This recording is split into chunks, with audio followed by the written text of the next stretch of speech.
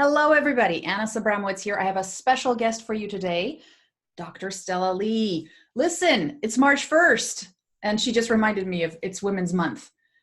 We only get 1 month out of the year, apparently. We take it. We'll take it. That's cool. That's cool. So welcome, everybody. Thanks so much for joining me. Let me just give you a little bit of a bio about this wonderful human being that's with me here today. So Stella has over 20 years of progressive experience internationally in consulting, planning, designing, implementing, and measuring learning initiatives. Today, her focus is on large-scale learning projects, including enterprise-wide e-learning strategy and governance, learning management system evaluation and implementation, learning analytics, and artificial intelligence application in learning. So Stella has most recently consulted for the LMS implementation project at TransLink, which is an awesome, fabulous service that saves a ton of people time and gas. It is basically the transportation authority of the city in Vancouver, Canada, which you may know from the Olympics.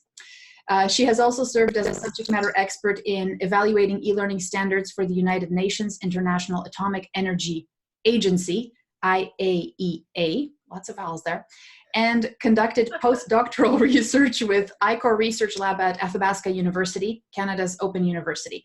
Stella serves as Canada's Startup Advisor and is a regular contributor and speaker at learning and technology-related events. She is passionate about augmenting technologies to optimize human potentials. Welcome, Stella. Thanks, Anna. It's good to be here.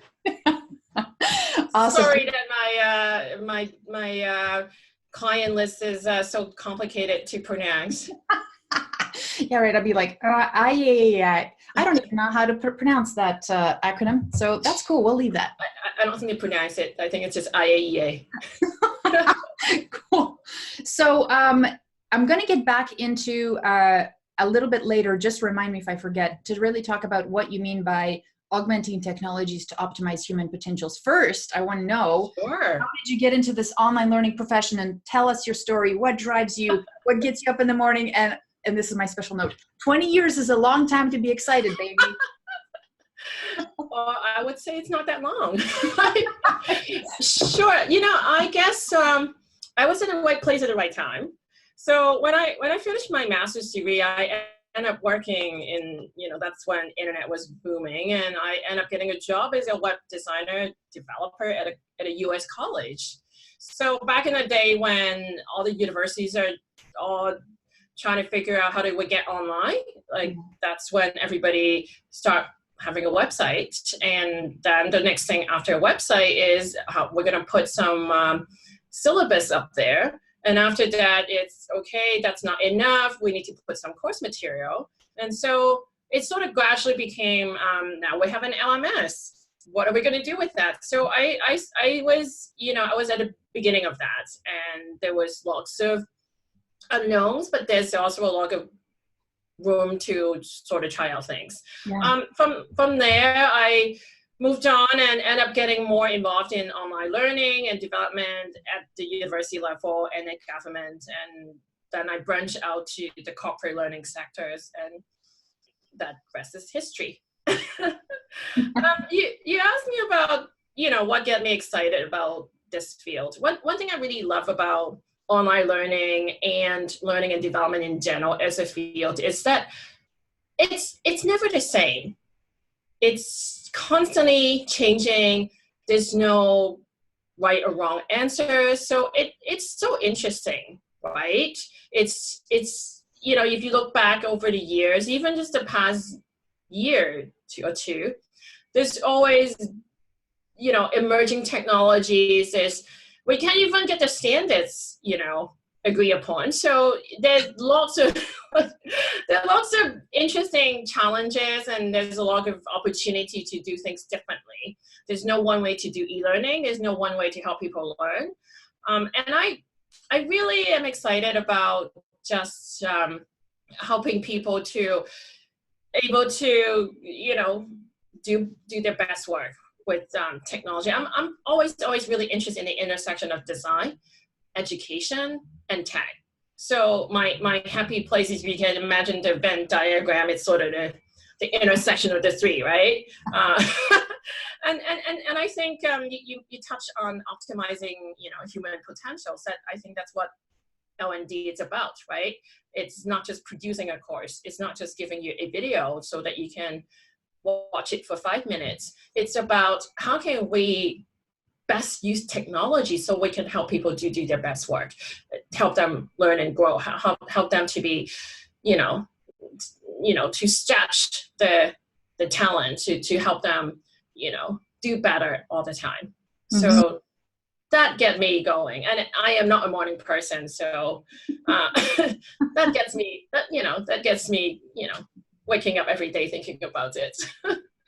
So the things that, you're talking about technology, and now we're talking about like AI, and it falls into these, there's people who are doomsday AI people, and then there's people who are, right, they're going, why in the world would an AI, overlords, why would they be interested in our world when they could create one of their own and live there without us, right? So when you tell me what you think about how are people wrong about AI from the way that you've seen it? What are some narratives out there that you're like, no? And also, what do you see as that integration with learning? How do you see it augmenting what we've got? Yeah, so I actually have a background in computer science. So I think this is something that AI is not new. It's been around for about 60 years. And as you know, it's a moving target. So every decade, I think there's a new goal or new aim for AI. There's lots of aspirations. There's, lots of projects, aiming for what AI is. And I think to add to the complexity of that issue, we haven't quite figured out what intelligence is, right? Never mind artificial. Recently, I reviewed an article about definition of intelligence, not even in the context of artificial intelligence, just intelligence, right? I think there's over 60 definitions in the literature. Wow. So we can't even, grapple with what is intelligence? How do you define it? So it makes it more complicated. How do you simulate intelligence that's not human? That you don't even know how to define it in that sense, right? What's a cat? For us, yeah, exactly. So I think one of the general misconception is also that there's two types, broadly speaking, of AI. One is general, the other is narrow. So general AI is what I think when you mention AI, that's what people think of immediately. Robots, Skynet. Yes. Any evil empires is going to take over the world. It has a conscience and it has agency. It could do many, many things that essentially a human can do. The ultimate goal of that would be an intelligent being that it's, you can tell whether it's a machine or human, right? So that is, I'm not saying that we're not going to eventually get there, but we have some ways to go. Yeah. So this is what the general understanding of more of a broad cognitive abilities that people think of. And what we are seeing now and what we're seeing in terms of actual applications in our daily lives as well as in learning, it's what we call narrow or weak AI. And that's much more targeted, much more domain specific. An example of that would be a chatbot that help you do customer service. So when you log on to your internet service provider, you wanted to get some troubleshooting help. That is a very specific knowledge within a specific domain that you can train a robot to do. Image recognition is another one, right? So facial recognition software. And you can train a machine to do that. Basically, it's pattern matching. So you can train the machine to do that, but you cannot train the machine to say, can you recognize the visual and listen to that and have a creative writing session and do a painting and explain that and give it lecture, right? And then turn around and do some counseling with your students. So that's not happening now. And although there's making some interesting progress even last week, of going to like a direction. So we can talk about that later. But that's where the applications are in learning as well. We also, and other sort of misconception is, I think AI is in a lot of things, but we don't call it that. One example I mentioned is chatbots, right? We don't necessarily think of them as AI, but some are, some aren't. It's getting more common that they put AI in chatbots. And another one would be a recommender system. The most commonly compared system is Netflix. You hear that of Netflix or Spotify of learning. Or Amazon, when you buy a book, it recommends other books to you based on a variety of attributes. It could be your past purchase history. It could be people from your social network and their purchase history. It could be based on some sort of demographic information about you, which I always think they get it wrong all the time. Just because you're a woman doesn't mean I want beauty tips. Yeah. For example.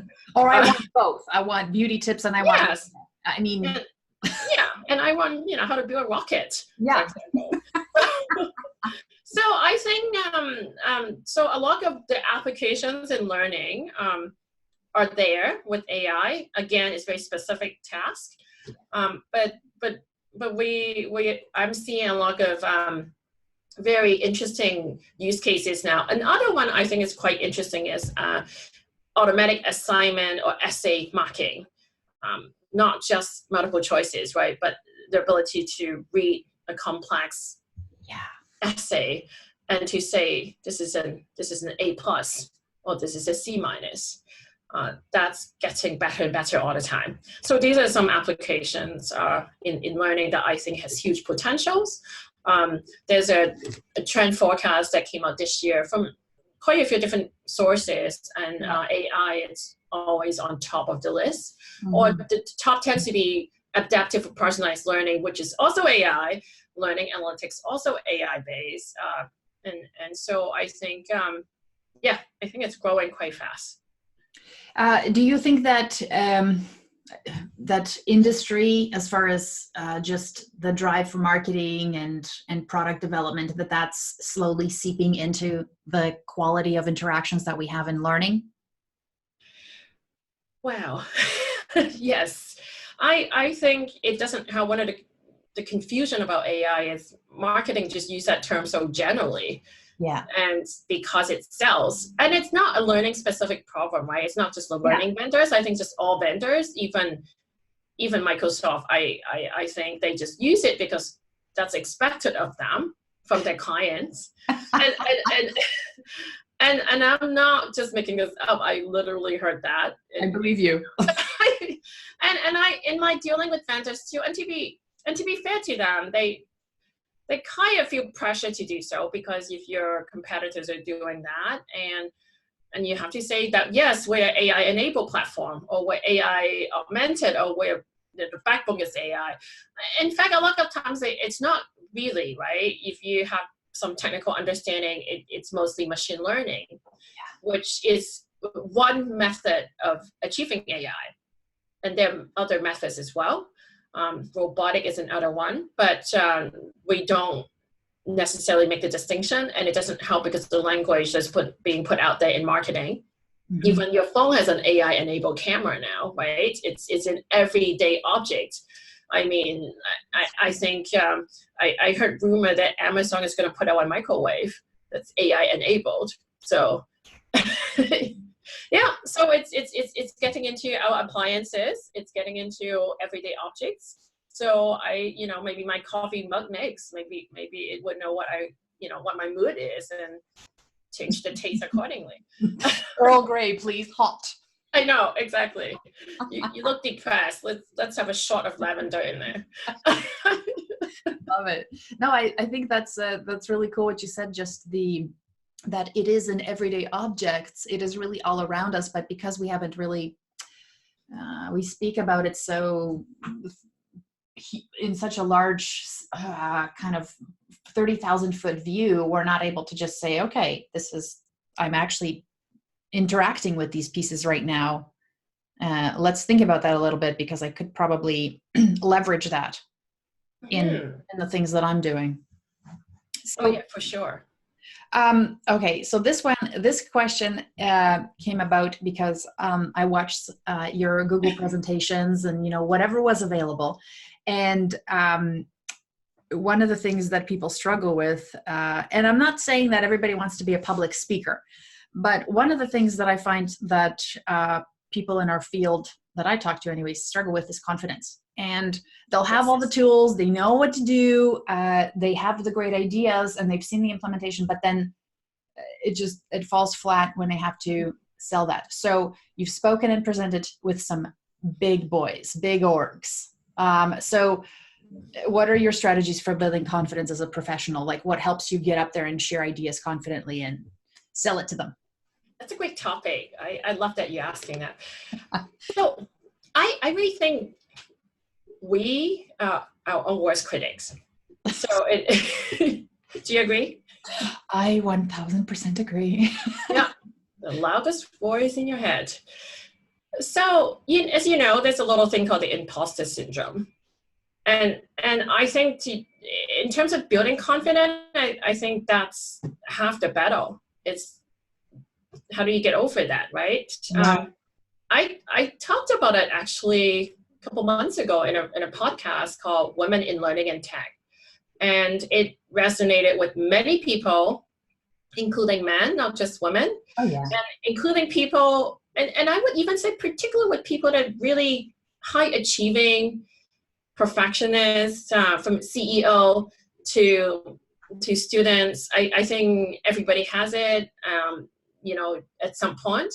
Yeah. And one thing I learned to sort of overcome and how to build confidence in recognize this tendency that we tend to talk ourselves down. We tend to, we tend to be self-deprecating. So I think the awareness piece, it's the first step. When it comes to presenting, you also need to learn to enjoy the feeling that you deserve to be there. I think that's another thing. It's you have to feel like you earned a seat at the table. People didn't invite you just because they had to fill the seats. There's lots of other people they can have. So remind yourself that you deserve it. They ask you to speak for a reason, not because they have nobody else to go to. Which sometimes, I had that too when I go to big presentations. I'll be like, oh my God, what am I doing here? These people are so smart. I have nothing to say. You tend to have these very, very negative, statements is going around and around. And so some strategies I do is I call my best friend. Lean on your friends and your mentors and your communities, right? I call my best friend and I say, oh my God, I don't know, like this is a mistake. And she's like, are you crazy? You have so much to say and people, you're going to have a good time. You always enjoy it. So I think to have people to put you back to your place, it's so important to even just counterbalance that little nagging voice that you in your head and say, no, you're good enough. You deserve to be there. You know your stuff. And I think that is really that's a lesson I've learned. And the other thing I think it's really important is if you truly feel like, and we always can improve. If you think, okay, I really don't like the way I present, I think I can use a little bit of help. Don't be afraid to invest in yourself. Like get a coach, hire somebody, go take lessons, go to Toastmaster. I think sometimes we forget that. I think it's getting back to the deserving part, right? You deserve to invest in you. And I think sometimes it's easy to forget, okay, you're not happy with the way you are. Maybe you feel like you're not presenting as well as you can be. Well, improve it.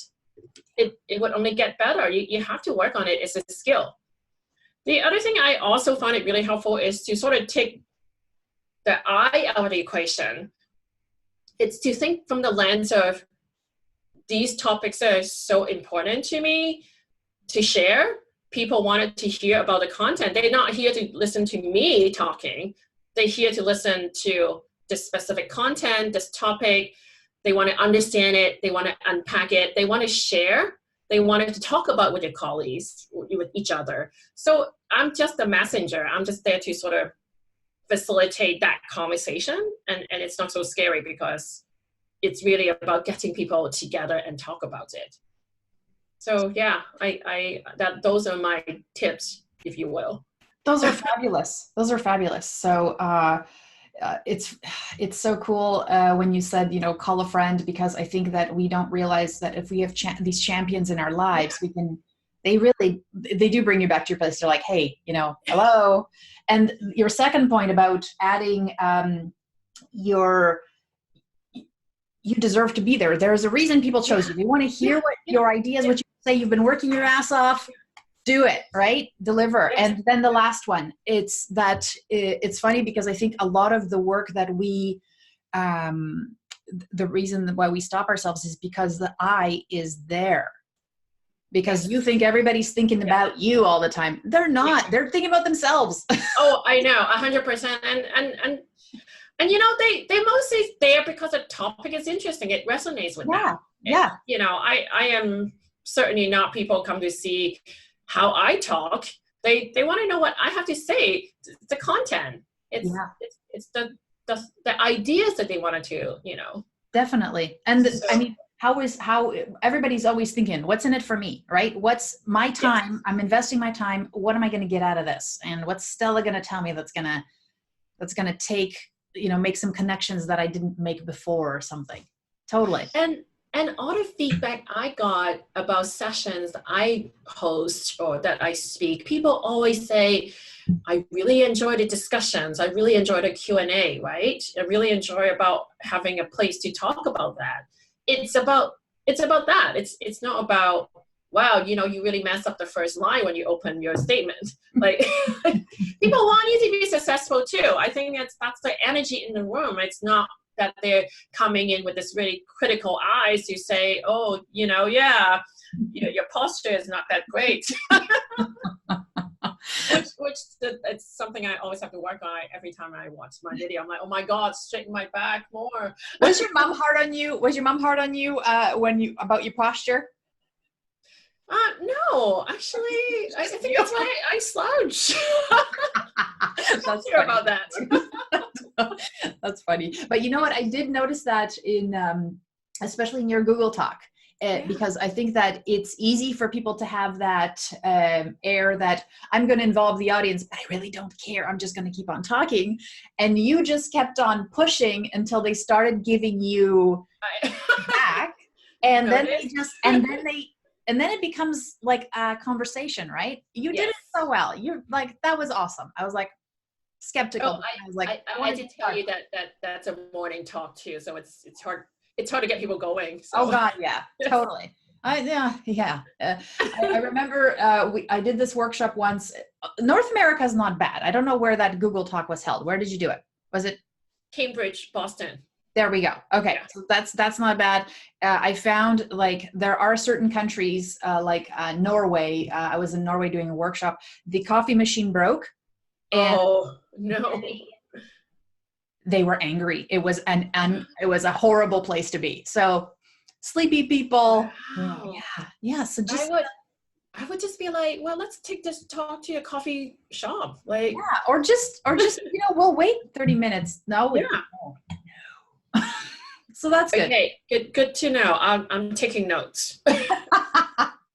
So okay. Now you talk about, and this is, for me, this was actually really cool because as much as what I love about what you talk about is the fact that you're incorporating technology to augment the human performance, adult learning. What I do love is that you also add things like, if your strategy sucks, it doesn't matter how much tech you use. It's true. It's so basic. Yeah. And go ahead. Sorry. No. That I'm just agreeing with you. So, thinking from that perspective, what are some elements that take adult learning to the next level? Like, for me, a big thing is being learner-centered. But does that fit? What does that mean to you? Well, I think everything should be, anything we do should be learner-centered in L&D. I mean, what else are you going to be centered? Content centered. Oh, I'm like robot center. I love it how you were administrator center. You're like, what else is there? That is it. What else is there? What else is there? I actually, that's the first thought occurred to me. I'm like, we don't focus on a learner. What are we going to focus on? So yeah, I think I spoke a lot about. Of course, AI, it's a game changer. So it's going to shape and redefine the way we learn and how we're going to interact with learning. I think there's a progression towards a more dynamic type of content, more engaging form of learning, right? So I think the page turners are dying a slow death now. There's a bigger push, especially this year. I see more push on more personalized content, more micro-learning content.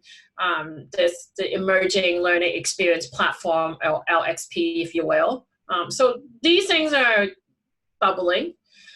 There's also a bigger awareness of external factors that are impacting learning in general. External factors like the shift in demographics, like the pressure about the future of work. It's robots going to take over my job, right? In Canada, we also, particularly here, we're dealing with an aging workforce. We have 1/4, no, it's actually even higher, 1/3 of our workforce, it's 55 plus. Yeah, I think it's 35%. Wow. 36%. And this is a statistic a couple of years ago now, with the expectation that it's continued to grow up to about 40 in a few years. So so it's quite high. And then there's numbers of factors contributing to that. People are taking on more debt, so they stay at work longer.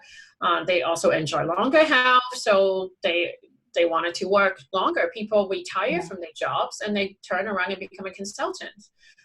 But those people need training too. They need support too.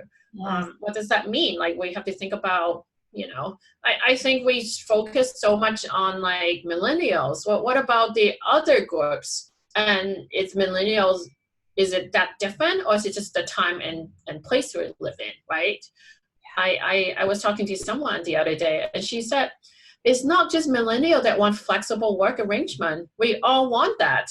It's just that wasn't even an option back in the days. Like, it's just not offered, right? Yeah. Yeah, and it's funny that you said that. I didn't even know anything about that actual statistic and the demographic, but it's funny because the pressure, like if you look at, and it's kind of funny, it's almost like we have to be very careful about what bubbles to the top because it's not always reality, right? Correct. So I'm seeing 100% how to do X, Y gen, Z gen, how to engage, and like you said, it's we're ignoring a huge. There's actually no evidence indicating that it is even helpful, right? I mean, maybe I'm missing on some research pieces, but I haven't come across anything to say, well, if you target this to like a particular generational characteristics, that has an improved outcome on learning. Yeah. I have not seen that. I think that the bigger point is there are other factors impacting the way we think about adult education. There's different factors impacting the way we design workplace learning and lifelong learning. And let's not forget that. We can, I'm not saying to take technology out of the equations, but there are other driving forces that we need to think about. And at the end of the day, think about your strategy, but think about your learners. Think about not just catering to what they need, but also just understanding where they're coming from and what their goals and aspirations, and how can you support that, and where the gaps are. So I think those are, bring back to your point about learner-centered focus. It's to have that empathy. I think as designers, sometimes you forget, right? You're always designing for you, and you're not necessarily designing for others. Yes. So I think it's just to check your assumptions about that. It's tremendously helpful. Yeah. It's funny because I'm working with organizations that are putting out learning for staff that are all over the world. And one of the things that's a challenge is that, when your interface every day is a computer, yes, and somebody else's interface with a computer is a cell phone once in a while. Right. That is like, it's such a big challenge for somebody to just make assumptions about access, even comfort, all those things that people don't. People just, there's different realities. Yeah, or when people talk about like gamified learning, when you're older and maybe you have mobility issue, maybe clicking fast is not the best way to learn something. Exactly. Totally. That doesn't mean you don't enjoy games. It's just, different pace or different needs. Yeah. Yeah. Or there's many ways to gamify things. It doesn't have to be about just shooting things or getting points or collecting badges, which I would argue those are not even the most valuable gamified elements. If you read about game theories, those are not the things that would make games exciting and engaging. Yes. So, and somehow in learning we get so caught up in those specific elements. I think it also has to do with the way that things are sold. I think that when you're new to these concepts, if you don't do your homework, then you might think, oh, this platform adds badges. Done. Look, I just turn this on and it's gamified, and I can tell my stakeholder, it's gamified. And like you said, those are just small elements that maybe get people into the game, but what keeps them in it, it's a different design, right? Yeah, it's just like taking the wheels from my car and put it on anything else and say this is a car, right? You could, I guess. That's a good analogy. That's a really good analogy, actually. So now, and I really like, I actually really like that, because that's what we do. Sometimes we repackage things that aren't necessarily great learning and just put them in new packages that potentially are supposed to add some value, but they don't. I think it's a technology problem when every time we introduce a new technology, we don't fully understand it, right? So we replicate what we know from before. And if you look at the evolution of technologies in general, like you think about when the website first was introduced, we didn't understand fully what the internet is for. So what did we do? We replicate what we know in the real world. So we put a brochure online. Remember brochureware? Oh, yeah. Yeah. Some people made big money on brochures in those days. Yes. Like, you remember the Web 1.0? Everything is static. Like you click on a few pages. You have normally 4 to 6 pages, and you click on them, and you read and you click, right? And that's the web back in the days. And that's because we didn't understand that, this could be collaborative. We didn't understand that this is something we can also co-create content. We didn't understand this is something that you can interact and engage users. We didn't understand the medium. We didn't understand in human-computer interaction, we have a term called affordance.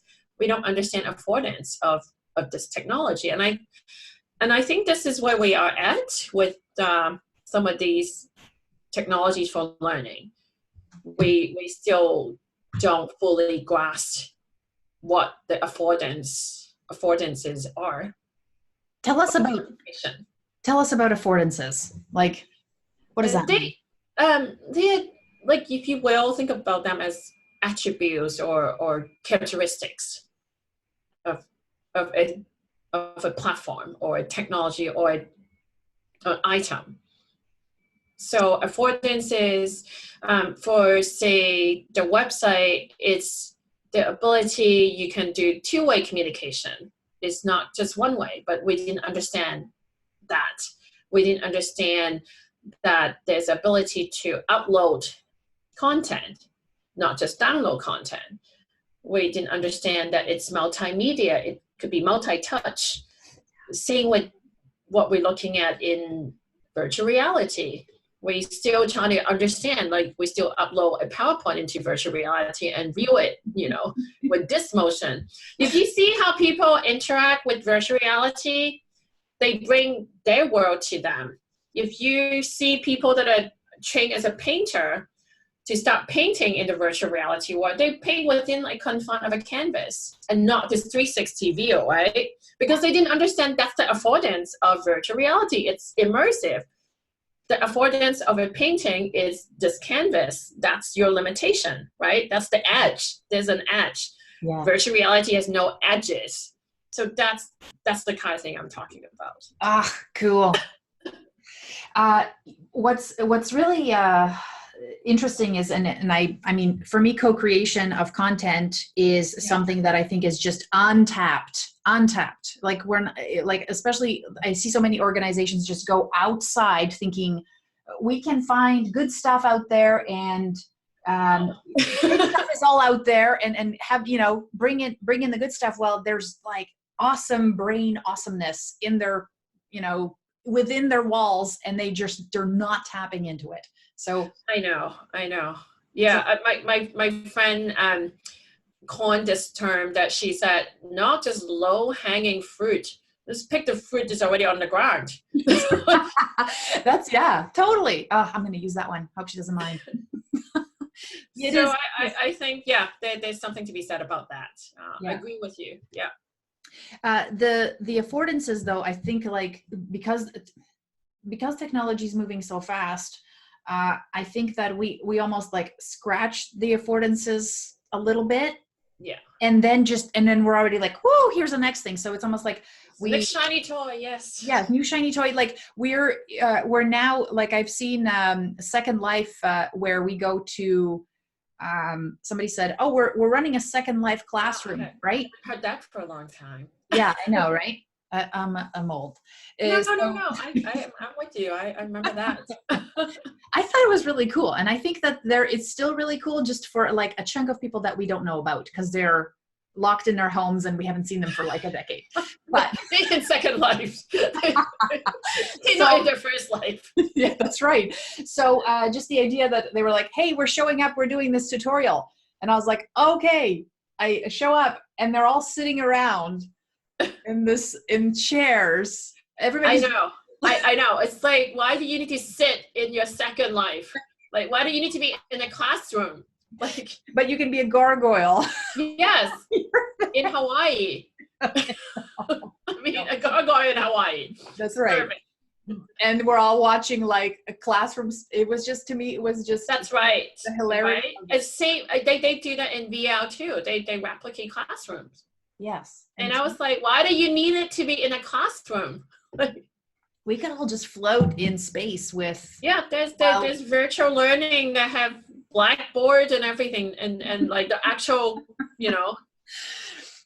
I think that those are the things where I'm looking for is say, how can we, instead of taking this old book and putting it in a new cover, what's a new level of application that we can actually do?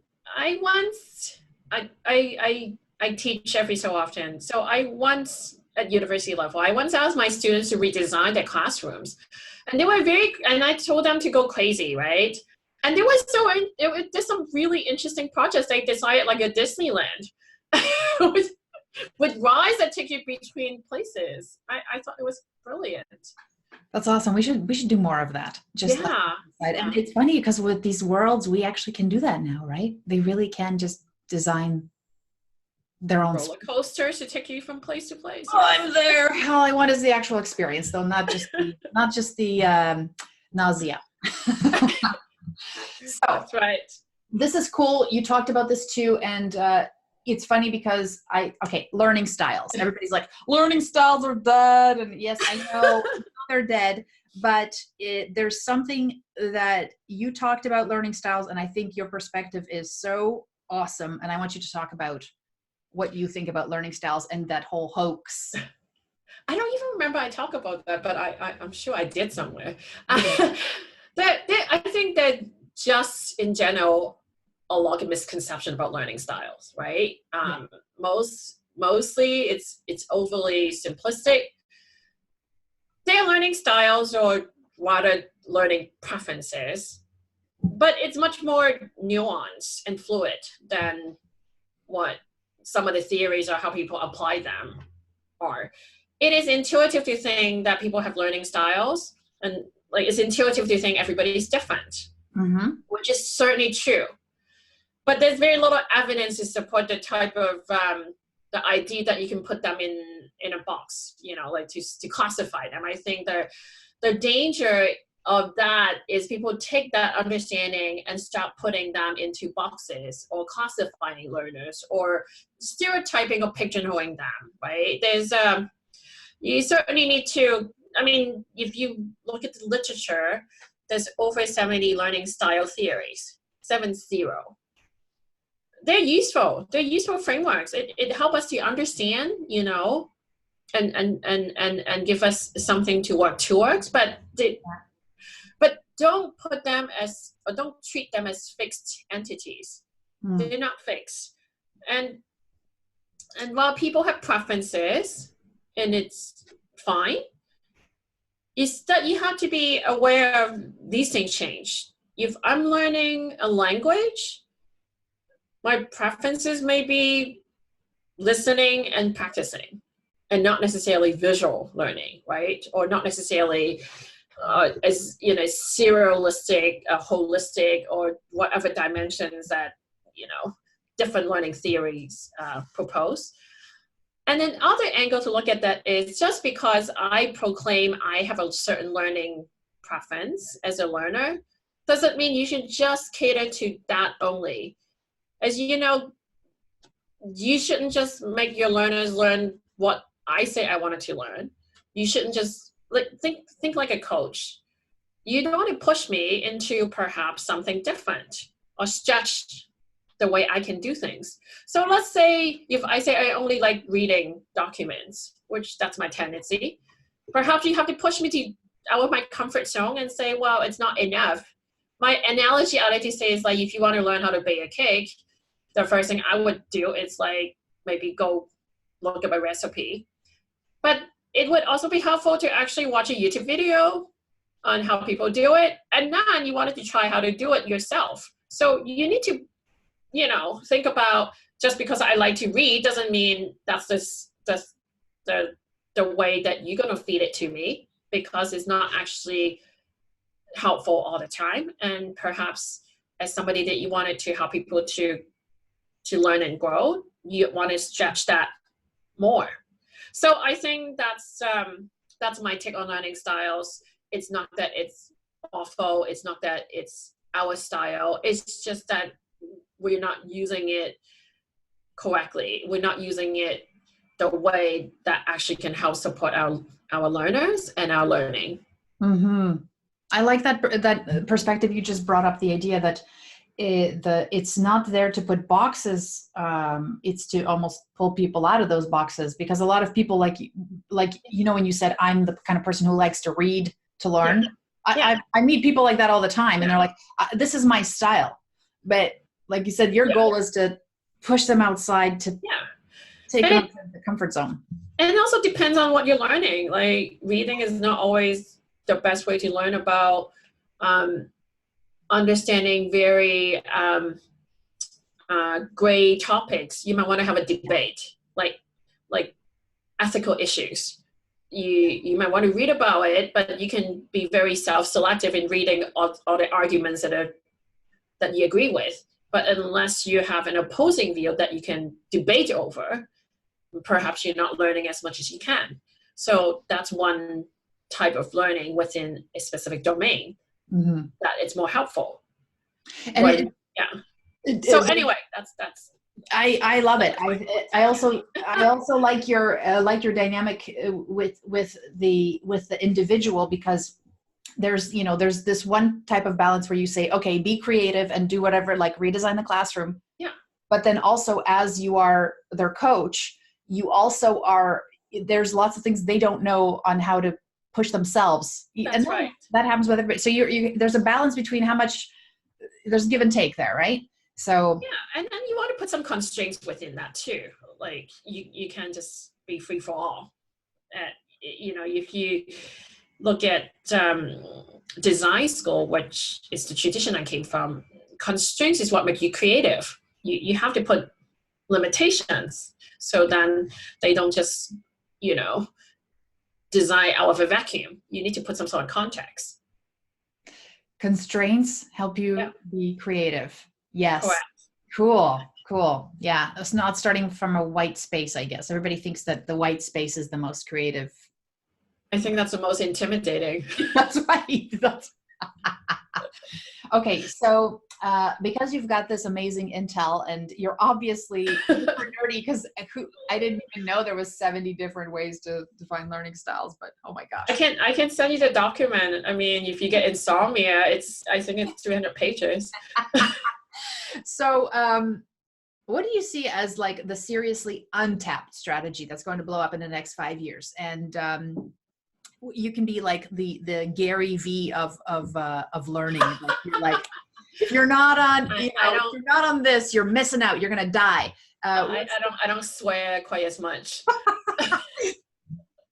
and not as overly caffeinated. Totally. I have my coffee, but perhaps not enough. I need to think more like the Norwegians. Oh man, they're addicted.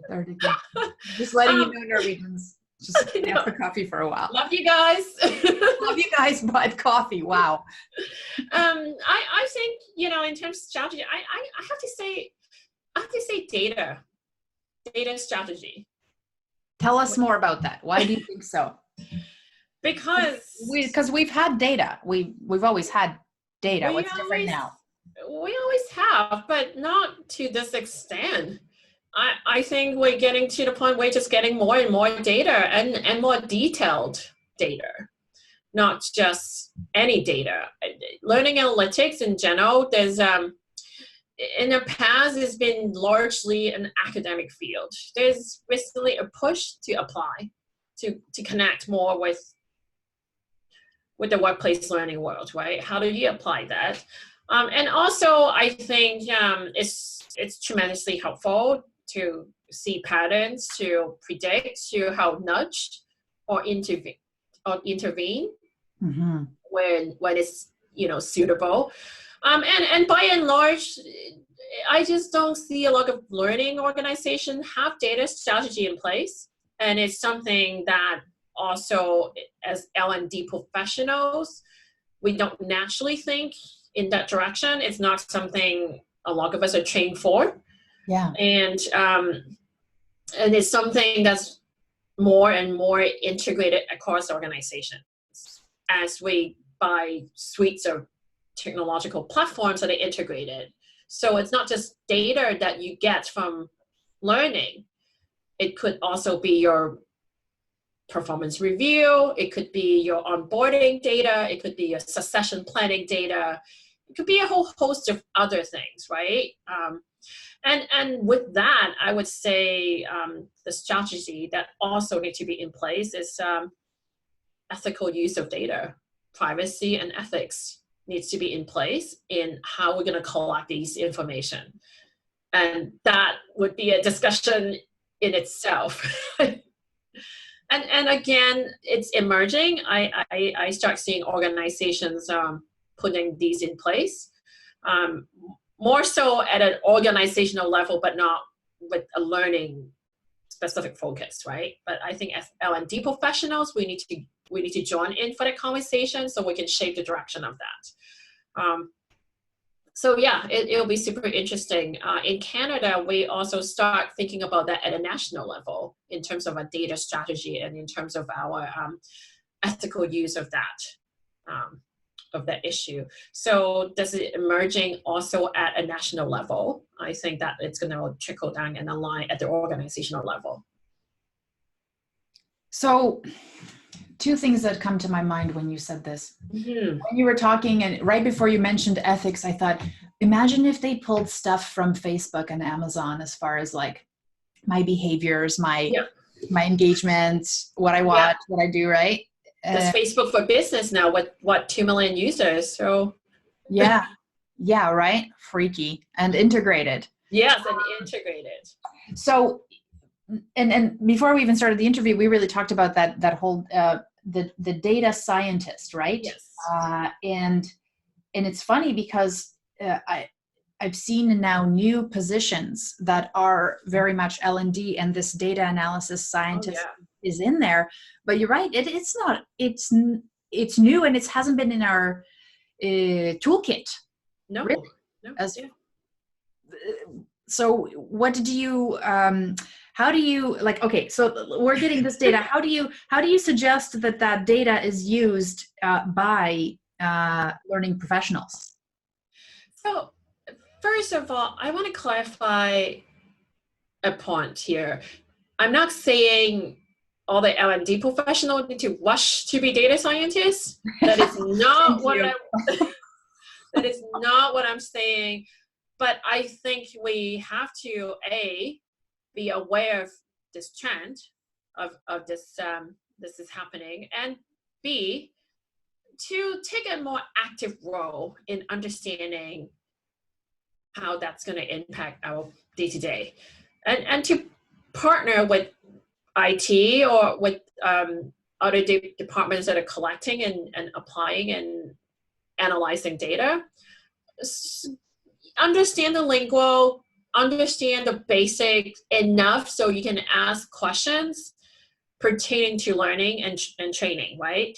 Because if you don't understand, you don't know how to ask the questions, people are not going to be able to, provide the answers for you. And you are the expertise in the space. So you need to look at it from that lens to be an advocate in the learning space. So I think, to get some basics, lots of free resources and courses online, or just take a seminar locally in, colleges and various organizations if you can.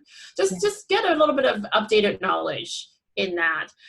Enough so that you can start asking questions, enough so you can start looking at pattern, enough so you can start thinking ahead in planning your learning strategy and how do you align with that. And I think more C-level executives to start asking questions too, to say, outside of their return on investment rhetoric, they're going to start asking about other kind of evidence in learning pertaining to data, right? So you need to also understand it enough so you can present it to them. You understand it enough to know what are the effective way of presenting numbers, hopefully not in a spreadsheet because nobody's going to read that. So you have to, you're very much into storytelling. So think about it as how can you tell that story visually or in a way that people actually would listen to you? That's going to be an art form in itself, I think. I know. Yeah. So I think it's to able to process and to sort of synthesize that kind of information and then present it, selectively in a way like that you're not going to overwhelm your target audience. Yeah. And I like what you said about just not rushing to become the data scientist, but it's almost like the other fields that, especially in instructional design, you have to know a bit about code, so you can talk to the developers. Just enough that you understand the logic behind it, right? Yeah. I think in general, sometimes I feel like in education field, we have a bit of an inferiority complex. We feel like education is not legit. It's not a science. Yeah. So there's a rush to make it more scientific sounding. Very similar in economics. I think just some years ago, I think there was a push to make economics a more scientific sounding field, right? So there's all the psychometric tools that came out of that. And I think we're a little bit like that in learning. I think and it doesn't help that we don't have standards, right? It's not like we have an engineering standard. We don't have an L&D standard. We don't have a qualification. We don't have a way of measuring where we're at. And we certainly don't, have a way of continuously upgrading ourselves in a professional body kind of way. So I think there's a bit of struggle there in terms of, how can we be more legit? How can people respect it as a field? So that's why I'm saying this, because I don't want people to rush into something so that they feel more legit. Yes. Like, we are legit as we are. We're doing good work. So don't feel like you need to be a data scientist. Yeah. Although this would be a fantastic way, a fantastic venue for you to maybe have some realistic information about the impact of the things that you're actually producing, right? And tweaking, right? So very cool. All right. So, okay. So how are you doing? How are we doing on time? I can keep going. All right. Fabulous. Me too. Okay. So this is really cool. So you've said that Europe is more advanced in terms of collaboration between educational institutions and industry. Can you tell me more about that, and what kind of benefit does this hold? Because I know that this is awesome. So I'm not sure it's more advanced, but certainly it seems more common to me. Okay. There's a lot of university industry partnership initiatives going on in Europe. If you go to lots of university websites, in my experience, I worked in the UK for 3.5 years at the university, and you look at a lot of university websites in the UK, there's always at the homepage, there's always a section on business or business support or consultation, which I don't see as much here. They tend to have that more at the newer universities as well. So I think there's a desire to diversify, and there's a desire to branch out and do more partnership. In terms of benefit, there's a study by the London Business School and University of Southern California. They actually talk about the benefits of that. One of the benefits they stated is simply a better allocation of tasks and responsibilities. Universities are good at doing certain things. Industries are good at certain things. Industries can provide, an example I can think of is access to equipment. And sometimes universities don't have everything in a lab. In industry, you might have access to, if you partner with some of the tech companies, they might have the latest and the greatest, technologies that you can tinker with, something that in prototype that you could do research on. You can also have better access to actual users instead of a lot of the research that's been done at universities. You pay students to come, right? Yes. And if you partner with industry, then you might get a more realistic set of users. And the other access is access to data. Again, it's just because in industry you can collect larger set of data. University might not have access to.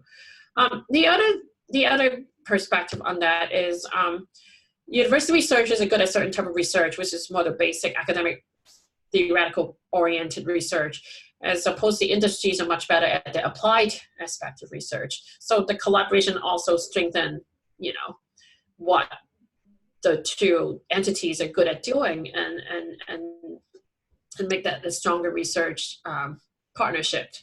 So those are kind of the two things that they mentioned in that research, and I certainly experienced that personally, and I totally agree. And it just, it makes sense to have this kind of partnership.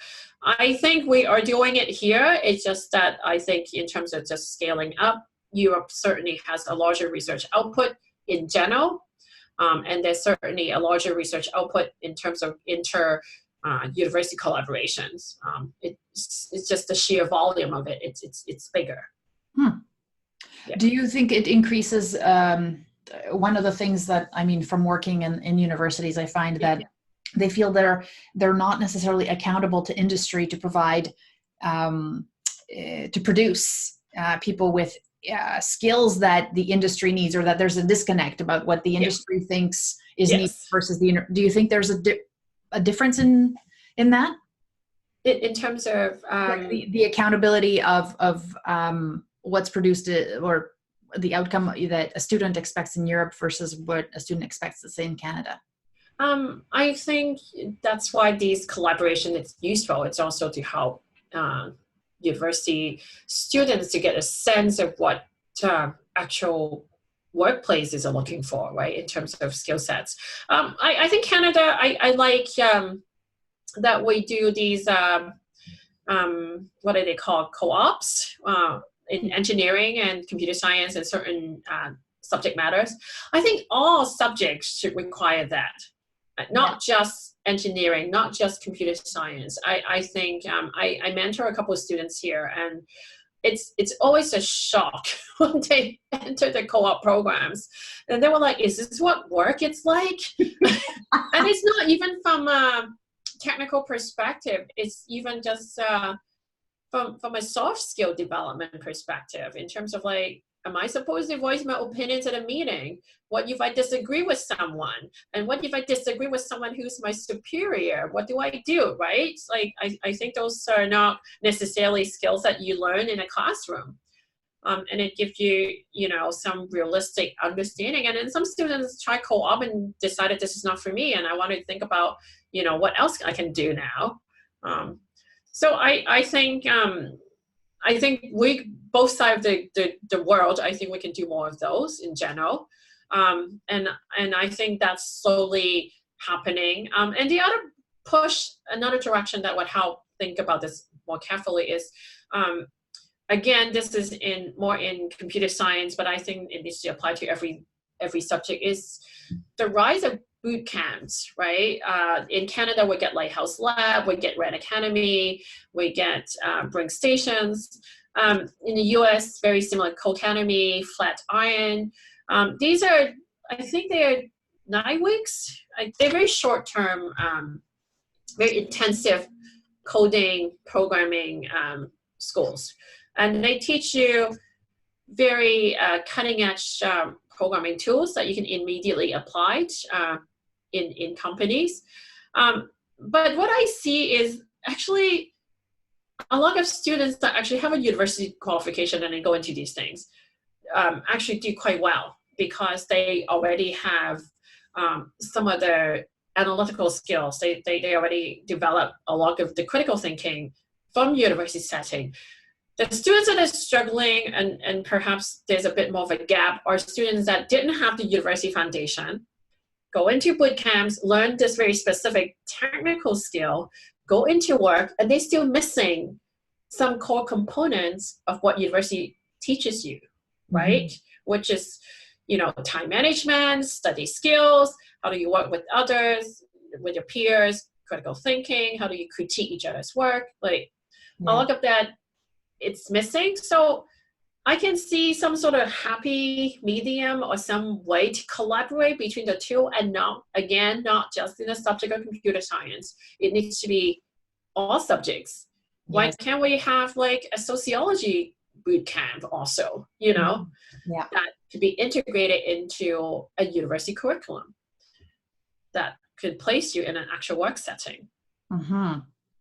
It's kind of interesting you brought up the idea of, how do you disagree, let's say, you in a workplace with your superior? Well, in a university setting, that's like, one, it's extremely formal. Two, there's protocols for everything. There's a checklist. And very clear cuts, so clear cut. And then all of a sudden the ambiguity of the real world is, this is that is what most of my students struggle with. It's those nuances of interpersonal relationships. Yeah. So as far as personally speaking, because you're obviously on the up and up about what learning is out there, what's your favorite resource for learning personally? Where do you Oh go? boy, I don't have one go-to. I think what helps me is actually have a variety of resources to tap into. My favorite sort of go-to Twitter and LinkedIn sort of get me like the overarching market scan of what's happening, emerging trends, whatnot. I also really love podcasts and blog posts for a little bit more, in-depth issue, a little bit more meat. So I really, really love that. And I still read a lot of research articles, like lots of academic journals. I think it's important to ground your practice in theories. And I like to look at what research are doing and what's been proven working and what isn't. So I try to link it from the more shallow end of the overarching market scan all the way to the more deeper end of academic research and balance the two. Cool. So what's a favorite podcast of yours? Recode Decode. Recode Decode. I've never even heard of it. What's that about? Kara Swisher. She's a tech journalist based in Silicon Valley, and it's all tech interviews. So she interviews some really big names like Elon Musk and Mark Zuckerberg, but also really interesting people like not just tech giants, but also lawyers and writers and psychologists and it gets quite political as well. But mostly, I love it. It's I also loved her interviewing style. She does not let her interviewees get away with anything. Like if they try to skip an issue by talking around it, and she's like, no, let's get back to this point. Which is Love awesome. it. Well, especially when you talk to people like Musk, when he rambles on about some other thing, she's like, no, you didn't do this. Like, let's answer this question. And I just love it. Yeah, that's cool. And it just get me a lot of get me thinking about a lot of trends, about a lot of emerging issues. She interviewed book authors, and it's tremendously helpful. And it's so intimate too. I really find podcasts so personal almost. Yes, I love those interviews, and she's a woman in tech, so love her perspectives, and just lots to love about it. That's awesome. I will link to it underneath for all your nerdy people, because I think that's probably a specific aspect of but it sounds like it's broad. It's still like, and there'll be a lot there for all kinds of people. So okay.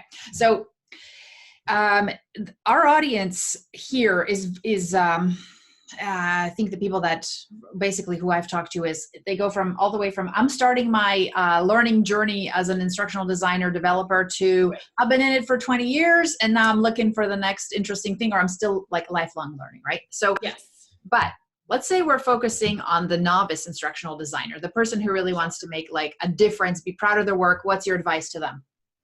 Diversify your skill sets. Okay, tell me more about that. I think we chatted a little bit before we started the podcast about how the future work, right? To be aware of things are changing very rapidly. We are in the middle of a transformation or a revolution. Media production of learning material can already be automated by AI. There's a lot of aspects of learning that can be automated now, including text-to-speech. You can get robots to produce your podcast. You can get chatbots to teach a class as a teaching assistant, as Georgia Tech already has done, and there are many other universities that follow suit. Recently, more scarily, OpenAI, have you heard about that story of the GPT-2 model that just came out? No. AI can generate content based on just very little help with humans. So you can write the opening sentence or two. It would generate a whole essay for you that are pretty convincing with the same tone and style of the first two sentences. Love it. Creative writing, no less. So think about content generation in learning. You can have a little bit of input from your SME, and it can come up with the whole thing. Assessments are already being automated. So you can think about like, what does it mean when components of your job, supposedly as an instructional designer, is being taken away? So what is left for you to do, and how can you, still be relevant in 10 years time? Mm-hmm. How are you still going to, hold on to what you do? Or do you want to, right? Perhaps you don't want to. Maybe, as a teacher, assessment marking, it's not most people's favorite part of the job. So maybe it's a good thing that it free teachers up from focusing more on other parts of their jobs. As an instructional designer, maybe you don't like creating, course outline or whatever. That part could be automated, and that's not necessarily a bad thing, but you need to think about what is it going to free you up to do more of. And that's where I talk about optimizing your potential. It's taking away perhaps parts of it that you enjoy less, or that's not what you are best at doing, and to focus more on what you better at doing or enjoy doing more or has more of an impact. So I think, that's it. Get back to your conversations about as learning professionals, like learn more about data enough to understand, learn more about the business aspect of your job, learn about, business analysis, learn about marketing. I think it's the most underrated, skill set in L&D. It's like, why don't you, partner with marketing to think about how do you craft your message? How do you get people, how do you communicate that so people understand change is coming? People understand what you're trying to do with your learning strategy, right? Communications and marketing, learn some of that skill sets. So I think about instructional design in a broader context, and to think about how you can diversify your skill sets. It's one thing I would recommend. And certainly I live by that too. Cool. It's kind of interesting because when you said it, I was like, well, I don't know if I believe that. And then when you said things, and I'm a proponent of this, it's almost like what you're doing is you really are trying to find your strength. So you have broad reach. Like it's like that stool. You have a broad reach. There's a seat, and you know enough about the business and all those other things. But then there are pieces where you go deep because that's absolutely that's your good stuff. That's where you add value. Yeah. Yes, I mean, I think it's a natural progression. If you care and interest in something, you want to learn more about it, so you build your expertise. But I guess my point is, don't forget to keep a bird's view on everything else.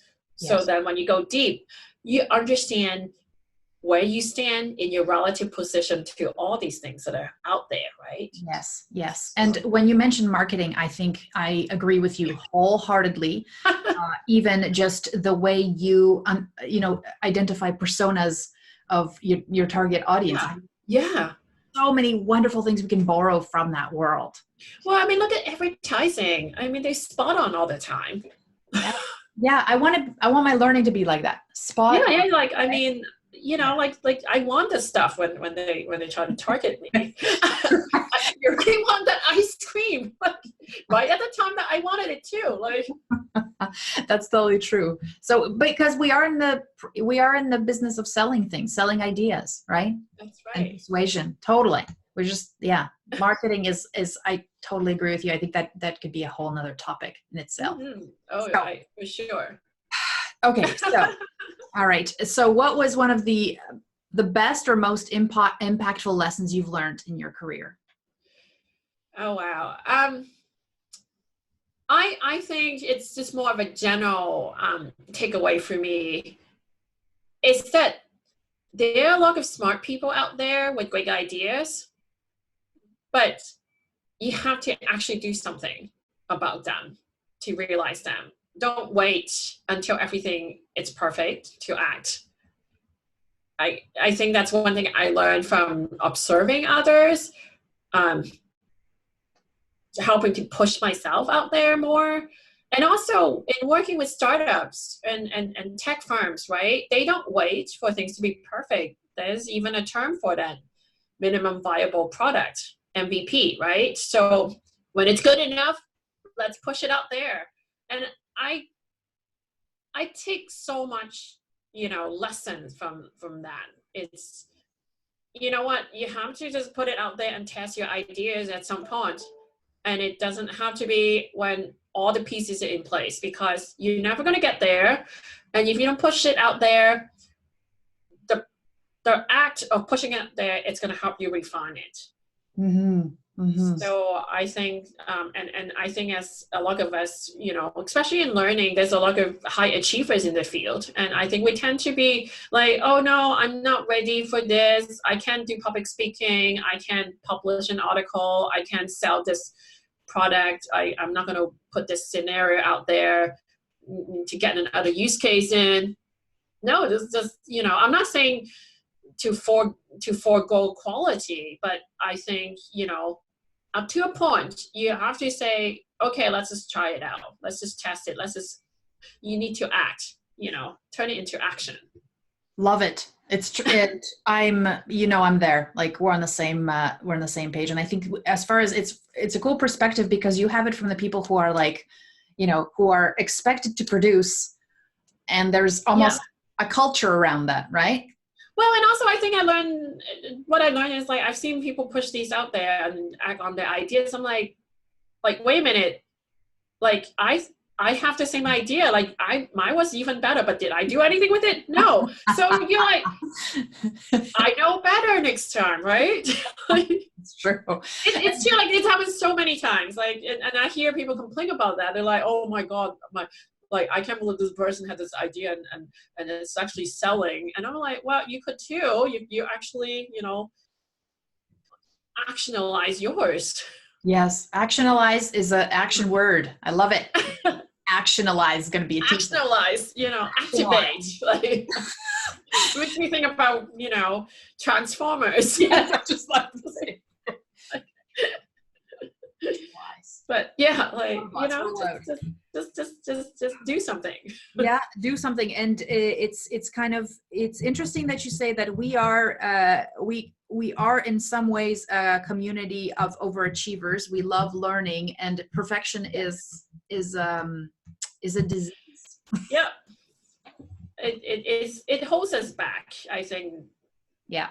That's the main thing, is don't let that hold you back. Yeah. And you said the imposter syndrome thing, right? That falls right in there as well. Develop a thick skin. Yeah, right? Oh God. Still working on it. Or if you can develop a thick skin, just like unplug from everything. That's right. In denial. Just be in denial. Don't read anything. Don't watch anything. Just carry on. Although they say if you're not doing anything interesting, then if you don't have any haters, means you're not doing anything interesting. If you don't have any criticism, right? So go out there and piss people off. Do it. Is that the takeaway? That's just mine, not yours. I know. No, I love it. So that's fabulous. And thank you so much for, we went all over the place, but I think it's just because there's there's so much in this space, like you said, always just learning and change. That's but there's some fundamentals there that are timeless, I think. So that's awesome. So I know you're very active in the space. You run workshops. You speak all over. So if somebody wants to learn more about the work you do and maybe get in touch and learn more, sure. Where should they go? I am fairly active on LinkedIn, so connect with me on there. Also on Twitter, and obviously all my contact information are on LinkedIn. So feel free to message me or email me. Also my website, paradoxlearning.com. If anybody wanted to, I try to post some of the updated activities there. So yeah, like you've been so great, Anna. I really appreciate your questions. So interesting. It definitely made me think, and so thank you. No problem. For inviting me on here.